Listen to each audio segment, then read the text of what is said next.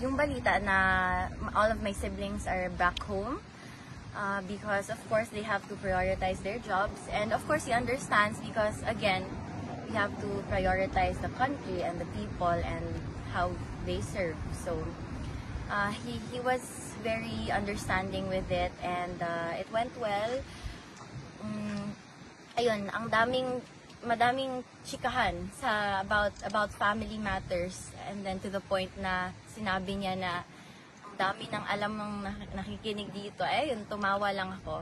It was light. It was, magaan naman talaga siyang kausap. So it was light, but it was also very emotional because I'm only gonna be here for another 2 weeks before I go back and, continue with my education, with work, and with the other personal matters that I have to attend to. So he understood that also. And then I told him he told me kasi na it's okay if you are lonely, you just go home to your mama Hanilat and to Mira. But then I told him na, don't worry about me, I'm okay, my home is wherever you are. So, ayun, he smiled, he was happy to hear that. But he also reminded me that I do have to prioritize my responsibilities also because I have a life as a 21-year-old. And I said, yes, of course, in 2 weeks I will be back home. And then the rotation of visits from the different family members will continue as usual. So, ayun, we are just hoping for good news. So, in 2 weeks time when you leave, sino pong papalit? We're not sure pa, attorney, kasi ayun nga.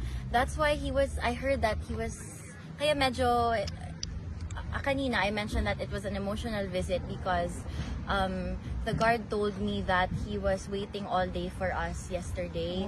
And of course I felt really guilty. I mean, yes, it was an honest miscommunication and just the lack of organization with the arrangements namin sa DU, but he understood naman, and he said it's okay, this will not last forever and I am okay, do not worry about me. So ayun, there has been a lot of miscommunication lang lately, but ayun, naayos na namin ngayon. That's why I was able to visit. And kagaya, nakita nila kanina na late na naman ng konti. So well, I had to explain to him also that my classes was until almost 7 a.m. this morning. So I slept at 7 a.m., woke up at 12 p.m. and then I had to rush here. So good naman na inaalaw kayo ng online.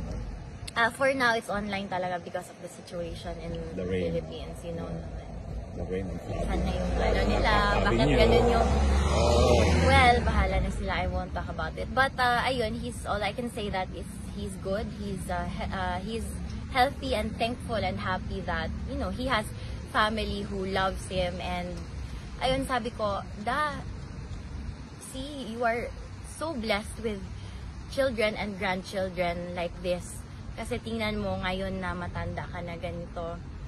Well, kasi it really does speak on his character as a father. Kaya kahit ang tanda niya na, kaming lahat, will drop anything and everything to be here with him. So, yeah, he was happy to hear that. So he's okay. Tatay Digong is okay. I was worried, of course, but he looked okay. Hindi siya mukhang stressed, parati siyang tulog, and ayun, kumakain naman as what I've heard from the prison guards. Namimiss niya masahin ni Kong Tulog. Yes, ayun nga, sabi ko, sorry ha, hindi ako naka-crash course, hindi ako ganun kagaling, pero sige lang, maybe before I leave, magmamasahe ako sa kanya. And so to make up for it, I just sang him a song before I left. And ayun, nakasmile na. So, ayun, that's all I can share because of course we want to abide by the rules and regulations by the EU para walang unwanted consequences. Alam ba ni Tatay Digong na bawal na rin i-share yung mga...